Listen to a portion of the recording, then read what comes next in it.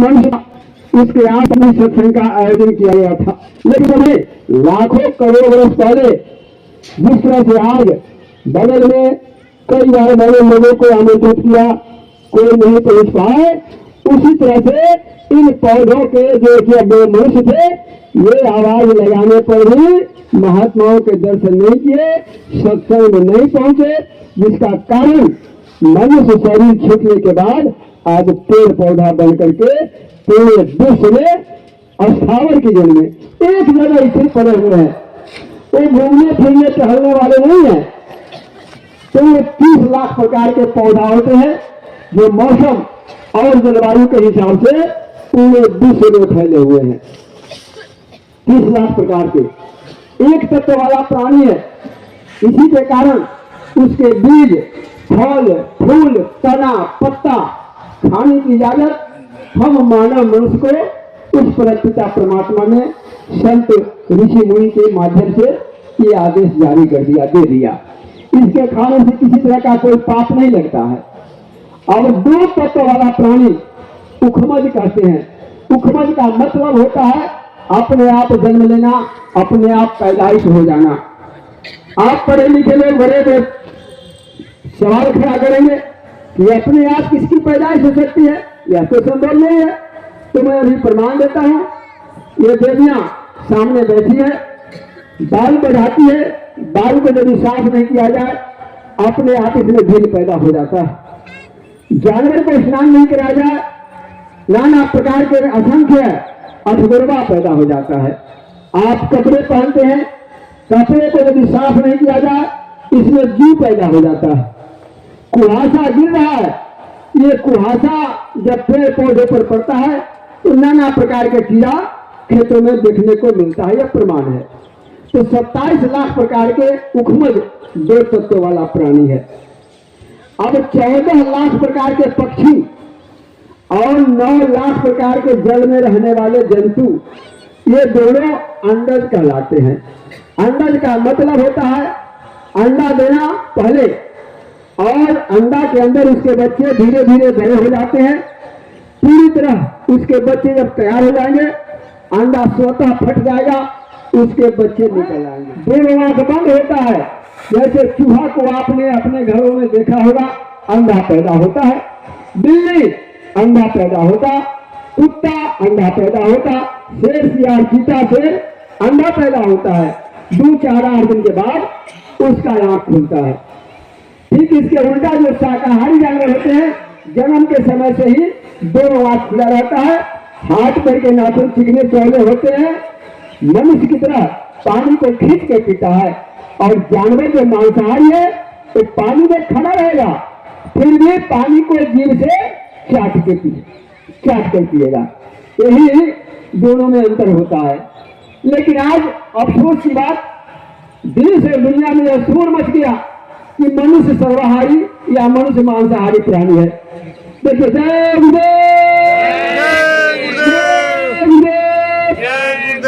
ये हमारे महाराज जी के विशेष दूत, ये बलकलधारी डोरी पहन करके हम लोगों के बीच उपस्थित हो गए हैं। जय गुरुदेव।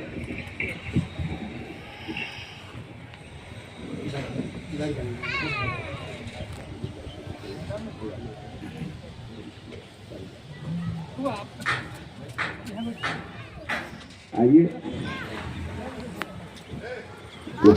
स्वागत है वैशाली की पावन धरती पर, जहां शेर प्रजातंत्र पूरे विश्व में फैला।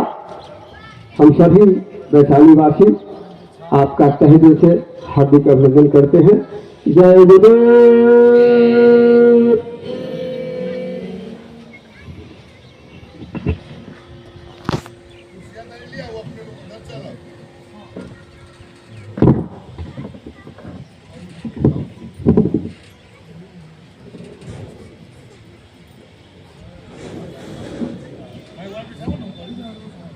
कोई आवाज पीछे से ना हो।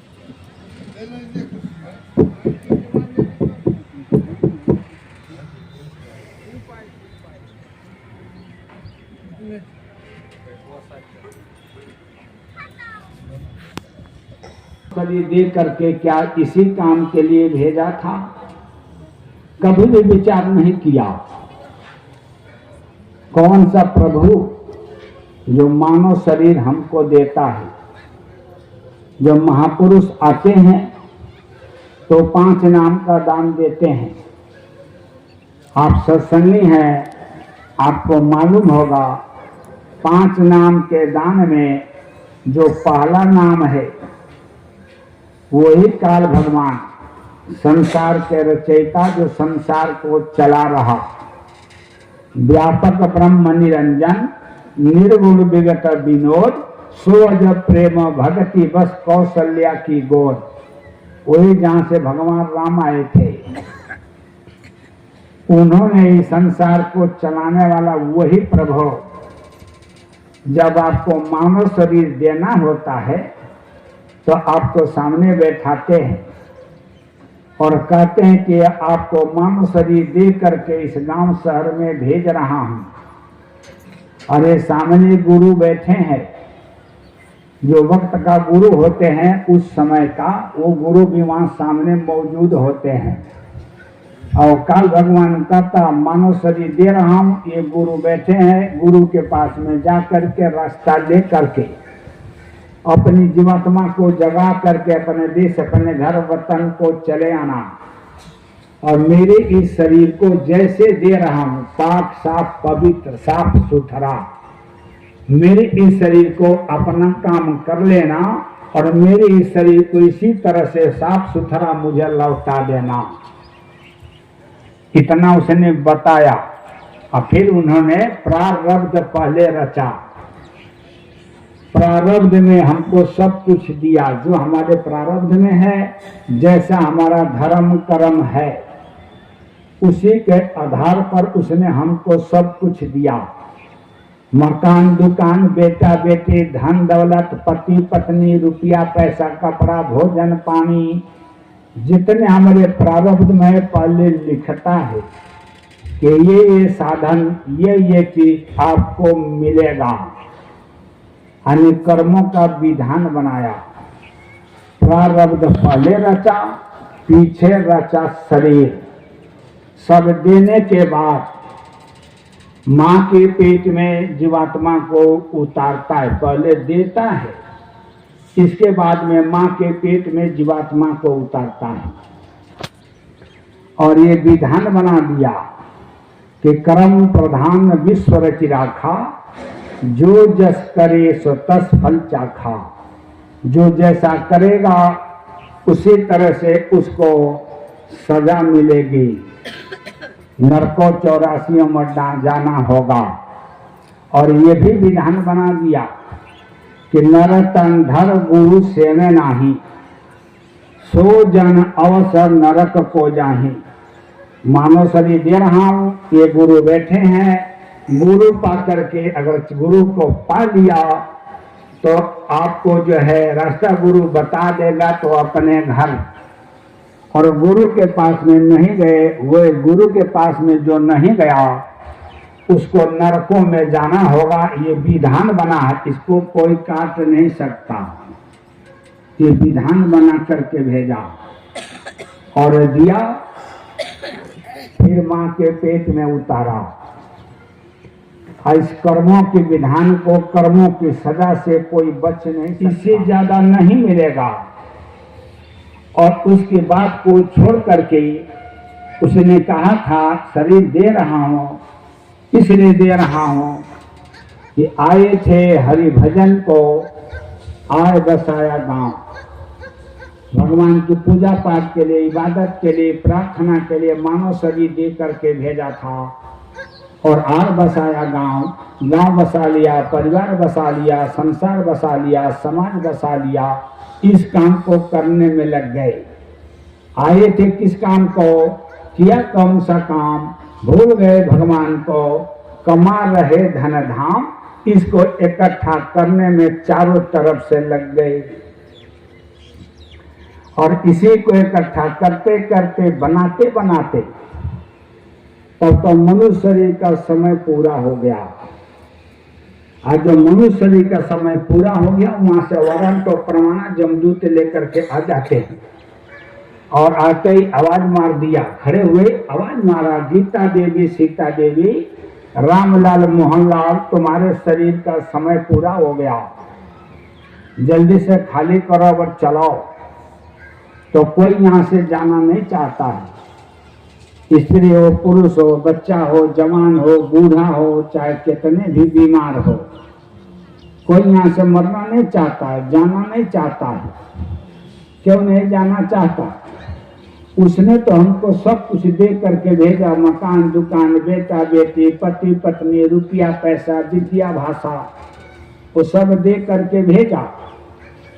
लेकिन हम लोगों को इसको उसके समान से मोह हो गया कि मकान मेरा, दुकान मेरा, पति मेरा, पत्नी मेरा, बच्चा मेरा, पैसा मेरा, शरीर मेरा, ये तेरा, ये तेरा, ये तेरा, ये मेरा, ये मेरा, ये मेरा, मोह हो गया। यहाँ के समानों से हमारा नहीं है, पति अपना नहीं, पत्नी अपनी नहीं, बच्चे अपने नहीं, मकान अपना नहीं, दुकान अपना नहीं, ये शरीर भी अपना नहीं। लेकिन इसमें रहते रहते मोह हो गया। अब मोह की वजह से यहाँ से हम जाना नहीं चाहते, लगाव हो गया। पति से लगाओ, पत्नी से लगाओ, बेटे से लगाओ, मकान से लगाओ, दुकान से लगाओ, पैसे से लगाओ, शरीर से लगाओ। मोह सकल व्याधिन कर मूला, यही मोह सारे बीमारियों की जड़ है। मोह जगत में दुख का कारण, मोह बड़ा जंजाल, और मोह न होता जगत में तो काल बजाता गाल। और हम लोग मोह में नहीं फंसते तो काल का हमारे ऊपर कोई जोर नहीं चलता, लेकिन हम लोग मोह में फंस गए तो दुख का कारण मोह है, इसीलिए हम दुखी हैं। दुख का कारण मोह है, मेरा तेरा जाल, और जाल बिछाता काल है जगत का ये जंजाल। काल को मौका मिल गया और जाल बिछा करके काल हमको पकड़ा और लेकर चला गया। तेरा कोई इंसान हो, सबको अपने अपने कर्मों की सजा को भोगना होता है। जो जैसा किया उसी के आधार पर उसको देता है। आपने देखा होगा हमारे बगल वाले के पास में मकान, दुकान, बेटा बेटी, धन दौलत, गाड़ी घोड़ा सब भरा पड़ा है, और हम रोटी नमक के लिए परेशान हो रहे हैं, कपड़े के लिए परेशान हो रहे हैं। ये वजह है, उसने अच्छा कर्म किया हुआ है तो उसने दिया है। हमारा अच्छा कर्म नहीं था तो हमको नहीं दिया। इसलिए सामने वाले को देख करके जलन नहीं करना चाहिए, द्वेष भावना नहीं रखना चाहिए, उसे शिक्षा लेना चाहिए कि इसने अच्छा कर्म किया हुआ है तो इसको मिला हुआ सब इसका भरा है। हमने अच्छा कर्म नहीं किया है तो हमको नहीं मिला है, और आज से मैं भी अच्छा कर्म करूंगा ताकि जब उसको मिला है तो हमको भी मिलेगा। तो उस आदमी से शिक्षा ग्रहण करना चाहिए। हमें तो नियम महापुरुषों ने बताया हुआ है, बुरे काम का बुरा नतीजा, गलत काम नतीजा गलती होता है। बोया पेड़ बबूल का तो आम कहाँ से खाए। बबूल का पेड़ लगा रहे हैं कांटेदार, आप सोचे कि आम फलेगा तो आम कहाँ से लगेगा। हमने तो वृक्ष लगाया बबूल का कांटेदार। इसलिए जो सीधे शब्दों में बुरे काम का बुरा नतीजा, ना मानो तो कर देखो, अगर विश्वास नहीं है तो करके देख लो। साफ शब्दों महापुरुष बताते हैं, जिसने जिसने किया है भैया जाकर उसका घर देखो, जिसने किया है उसका घर जाकर के देखो। इसलिए औरों का धन देख के भैया जरा भी मत अफसोस करो। अफसोस करने की जरूरत नहीं है, उसका कर्म अच्छा है तो उसको मिला है। अफसोस करने से कोई फायदा नहीं होगा। अफसोस इस बात का करें कि हम भी अच्छे कर्म करेंगे। इसलिए औरों का धन देख के भैया जरा भी मत अफसोस करो, और जितने दिया विधाता ने बस इतने में संतोष करो। संतोष करके इतने में हमको और आपको रहना चाहिए। लेकिन हम लोगों ने उसकी बात को मानने से इनकार कर दिया। सब कुछ दे करके उसने भेजा, सब कुछ दिया। आज माँ के पेट में हमको उतार दिया, हमारा जन्म हो गया। और जब संसार में हमने आंखें खोला, संसार को जो हमने देखा, तो हमारी चाहना शुरू हो गई। मकान चाहिए, दुकान चाहिए, पति चाहिए, पत्नी चाहिए, बच्चा चाहिए, पैसा चाहिए, धन दौलत, विद्या, भाषा, मान सम्मान, हमारे अंदर चाहना पैदा हो गई। जबकि वो सब कुछ दे करके भेजा, हमारे चाहने से नहीं कमाया। इस दुनिया में यही धरा रह जाना है। कर लो कुछ अच्छा कर्म, यही साथ तेरे जाना है। कर लो कुछ अच्छा कर्म, यही साथ तेरे जाना है। और गुरु नाम का सुमिरन कर लो, नहीं तो फिर पछताना है। पछतावा हाथ लगेगा। तेरा मेरा करते करते समय पूरा हो गया। वहां से आगे जमदूत और लेकर के गले पर पैर रखा, मुगदर मारी डालगर फांसा। दूत ले चला धर्म के पासा, हथौड़ा मार मार करके इसी शरीर से जीवात्मा को निकाल करके ले जाकर धर्मराज के कचहरी में खड़ा कर देता है। आधा मिनट में 30 सेकंड में हमारा और आपका हिसाब हो जाता है। झूठ बोला, धोखा दिया, चुगली किया, निंदा किया, बेईमानी किया, चोरी किया, डांका डाला, कत्ल किया, लड़ाई झगड़ा किया, अनाचार, पापाचार, दुराचार, अत्याचार किया या अच्छा काम किया, दोनों पर लेखा जोखा आधा मिनट में 30 सेकंड में निकाल करके हिसाब रख देता है। और ये गुरु जी कहते हैं 42 तरह का नरक है, कहाँ लगा कहूँ त्रास बहु तेरे, 56 त्रास कहें गुरु मेरे, 56 तरह की सजा, 56 तरह का दंड उन नरकों में हम लोगों को भोगना होता है। 56 तरह का सजा दंड। और 1 लाख 2 लाख बरस नहीं, 1 करोड़ 2 करोड़ बरस नहीं। महाभारत में लिखा है, पशु हते जो रोम शरीरा, कितने बरस नरक से पीड़ा। एक बकरे के शरीर पर 3.5 करोड़ बाल होता है। हमने एक बकरे का मांस खाया तो 3.5 करोड़ बरस तक नरकों में चले गए। 150 बकरे हमने खा लिया होगा, तब गणना कर लो कितने लंबे करोड़ों वर्षों तक नरकों की सजा।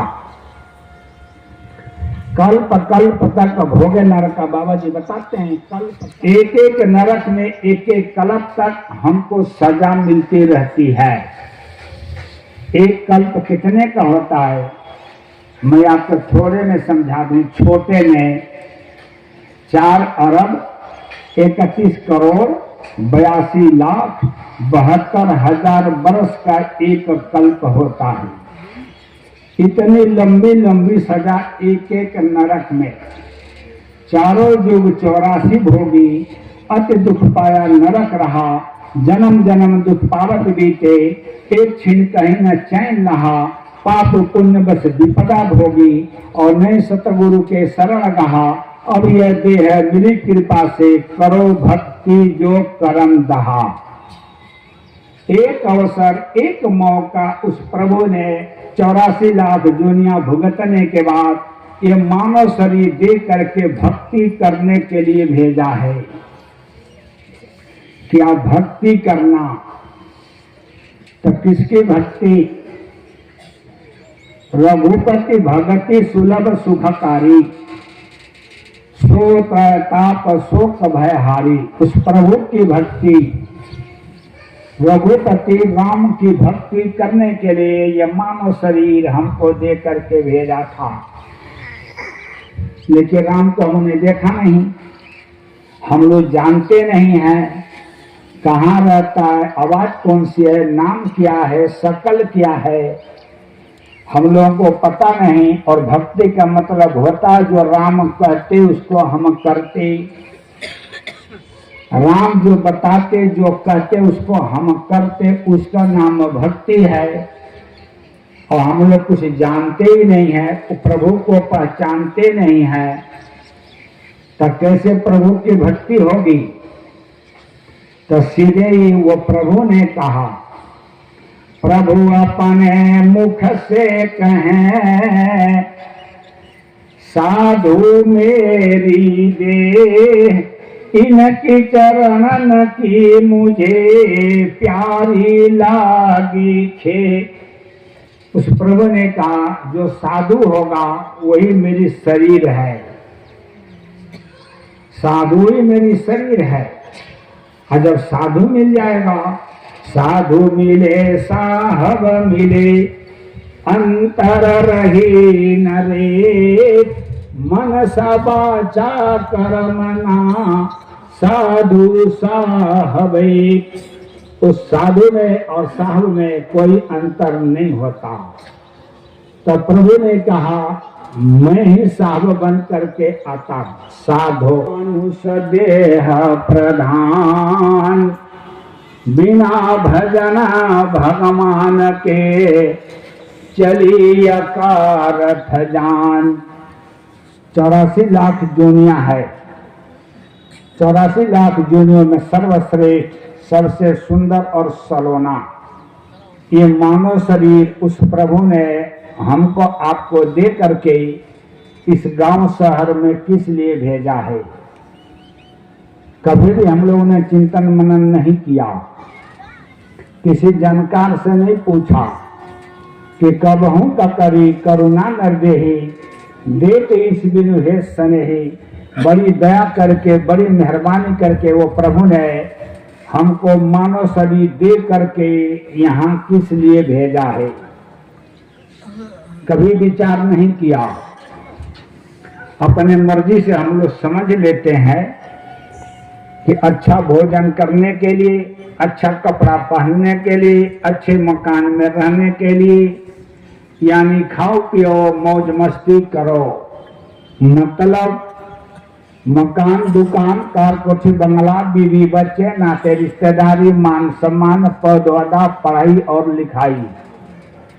डॉक्टर बन जाऊं, इंजीनियर बन जाऊं, आईएएस बन जाऊं, पीसीएस बन जाऊं, सेठ साहूकार अधिकारी, राजा महाराजा बन जाऊं, दुनिया की दौलत हमारे घर में इकट्ठी हो जाए, सिर्फ इतने काम के लिए वो प्रभु ने हमको मानव शरीर दे करके भेजा है कि केवल माया की छाया, माया भी नहीं, माया की छाया, मिट्टी का समान इकट्ठा करने के लिए उस प्रभु ने हमको मानव शरीर दे करके भेजा है।